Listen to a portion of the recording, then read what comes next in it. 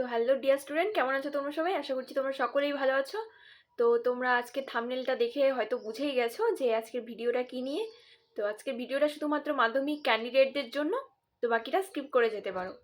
তোমরা আমাকে বলছিলে যে জিওগ্রাফির 3 নম্বরই কোশ্চেন সাজেশন দিতে, তো আজকে আমি সেটাই ভিডিও করে নিয়ে এসেছি তোমাদের সামনে। তো তোমরা একটু নোট করে নাও, তোমাদের খুবই সুবিধা হবে নোটটা করলে। তো চলো শুরু করি, কোশ্চেনগুলো এক এক করে বলি আর তোমরা লেখো। প্রথমেই বলে নিচ্ছি আমি তোমাদের জন্য শুধু 3 নয়, আমি 2 নাম্বার আর ম্যাপ পয়েন্টিংয়ের কোশ্চেনও কম নিয়ে এসেছি। তো তোমরা একটু লিখে নাও। তো প্রথমে আমি শুরু করছি 2 নাম্বার থেকে, ভূপ্রাকৃতিক ভূগোল থেকে।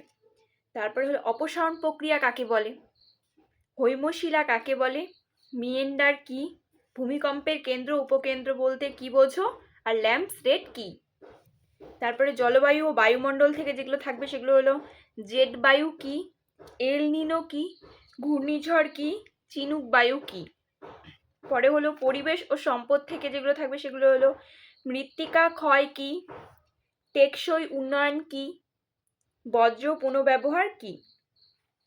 তারপরে হলো মানচিত্র আধুনিক প্রযুক্তি থেকে যেগুলো থাকবে সেগুলো হলো উপকেন্দ্র চিত্র কি, রিমোট সেন্সিং কি। অর্থনৈতিক ভূগোল থেকে থাকবে ধাপ চাষ কি, জীবিকা নির্ভর কৃষি কি, নগরায়ণ বলতে কি বোঝো। তারপরে তোমাদের যোগাযোগ পরিবহন ব্যবস্থা থেকে থাকবে হলো গোল্ডেন কোয়াড্রিল্যাটারাল কি, আধুনিক যোগাযোগ ব্যবস্থা বলতে কি বোঝো। তারপরে তোমাদের শুরু হচ্ছে 3 নাম্বার। প্রথমে ভূপ্রকৃতি থেকে বলি, নদীর 3টি কাজ লেখো, 1 নাম্বার। তারপরে 2 নাম্বার হলো নদীর ক্ষয়জাত ভূমিরূপ, নদীর সঞ্চয়জাত ভূমিরূপ, হিমবাহের ক্ষয়জাত ভূমিরূপ, বায়ুর ক্ষয়জাত ভূমিরূপ। 3টি পয়েন্ট লেখো। তারপরে হলো শুষ্ক অঞ্চলে ভূমিরূপ 3টি লেখো। আমি আবার প্রথমে বলে নিচ্ছি, নদীর 3টি কাজ লেখো। তারপরে হলো নদীর ক্ষয়জাত ভূমিরূপ, নদীর সঞ্চয়জাত ভূমিরূপ, হিমবাহের ক্ষয়জাত ভূমিরূপ, বায়ুর ক্ষয়জাত ভূমিরূপ। 3টি পয়েন্ট উল্লেখ করো। তারপরে লাস্টে হলো শুষ্ক অঞ্চলে ভূমিরূপ 3টি লেখো।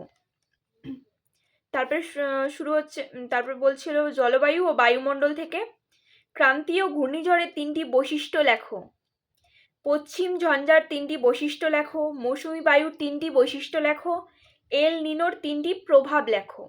আবার বলি, ক্রান্তীয় ঘূর্ণিঝড়ের 3টি বৈশিষ্ট্য লেখো, পশ্চিম ঝঞ্ঝার 3টি বৈশিষ্ট্য লেখো, মৌসুমি বায়ুর 3টি বৈশিষ্ট্য লেখো, এল নিনোর 3টি প্রভাব লেখো।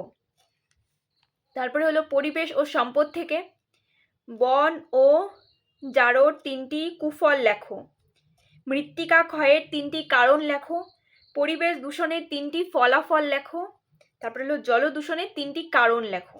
আবার বলছি, পরিবেশ সম্পদ থেকে বন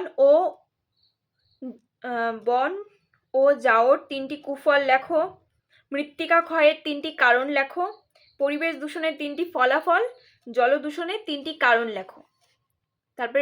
তারপরে হলো অর্থনৈতিক ও ভূগোল থেকে, নগরায়নের 3টি কারণ লেখো, শিল্প স্থাপনের 3টি অনুকূল কারণ লেখো, কৃষির আধুনিকরণের 3টি সুবিধা লেখো। আবার বলছি, অর্থনৈতিক ও ভূগোল থেকে নগরায়নের 3টি কারণ লেখো, শিল্প স্থাপনের 3টি অনুকূল কারণ লেখো, কৃষি আধুনিকরণের 3টি সুবিধা লেখো।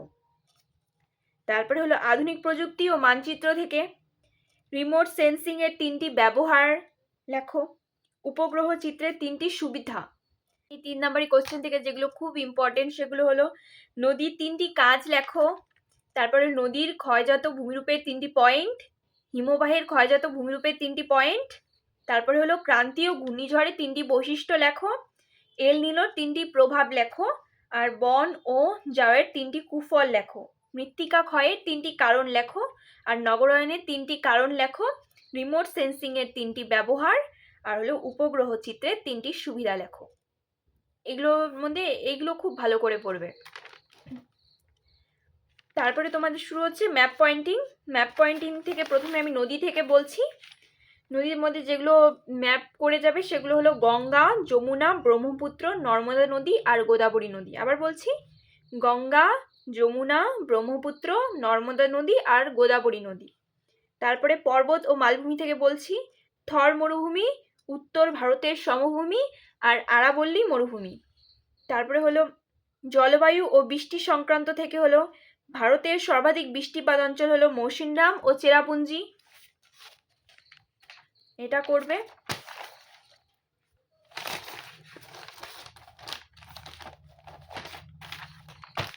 তারপরে হলো মৌসুমী বায়ুর আগমন দিক, দক্ষিণ পশ্চিম মৌসুমী বায়ু, এটা দেখে যাবে। শিল্প অঞ্চল, দামোদর উপত্যকা শিল্পাঞ্চল, হুগলি শিল্পাঞ্চল। শিল্প অঞ্চল থেকে আবার বলছি দামোদর উপত্যকা শিল্পাঞ্চল আর হলো হুগলি শিল্পাঞ্চল। বন্দর থেকে বলছি যেটা কলকাতা বন্দর, মুম্বাই বন্দর আর হলো চেন্নাই বন্দর। পরিবহন থেকে যেগুলো পড়বে সেগুলো হলো গোল্ডেন কোয়াড্রিল্যাটারাল, 4 মহানগর সংযোগ, আর হলো 2 নাম্বার হলো NH44 দীর্ঘতম জাতীয় সড়কপথ, এটা আবার দেখে যাবে। পরিবহন থেকে আবার বলছি আমি গোল্ডেন কোয়াড্রিল্যাটারাল, 4 মহানগর সংযোগ, আর তারপরে হলো NH44 দীর্ঘতম জাতীয় সড়কপথ, এই দুটো ভালো করে দেখে যাবে পরিবহন থেকে। তো আজকের ভিডিওটা এতটুকু পর্যন্তই। তোমরা যারা বলছিলে কমন দেওয়ার জন্য, তো আজকে আমি কমনটা দিয়ে দিলাম। তো এগুলো খুব ভালো করে পড়ে যাবে, আশা করছি এখান থেকে অনেক কোশ্চেন তোমাদের পড়ে যাবে কমন।